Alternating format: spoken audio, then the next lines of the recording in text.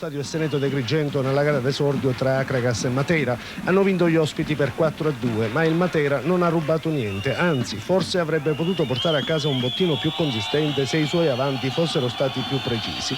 E che il Matera fosse una squadra ben messa si è visto subito. Dopo appena 5 minuti ha segnato il primo gol con Iannella, che ha sfruttato una distrazione della difesa gregantina che è sembrata piuttosto vulnerabile. Ma la vera goleata è stata nel secondo tempo, 5 marcature in 29 minuti. Al 16° l'onnipresente Caputo dopo una fuga solitaria sulla fascia sinistra e 2 minuti dopo è stata la volta di Satorini con un'azione simile alla precedente ma sulla fascia destra. Il tempo di riordinare le idee, l'Akragas, grazie a un colpo di testa di Tarantino su suggerimento di La Rosa, ha accorciato le distanze e al 41° è stato lo stesso La Rosa a ridurre ulteriormente lo svantaggio, segnando da pochi metri sugli sviluppi di un calcio d'angolo. Ma 4 minuti più tardi, poco prima del fischio finale, è stato il solito Caputo a togliere agli agrigentini ogni speranza di pareggiare il conto, segnando su punizione da lunga distanza 4-2.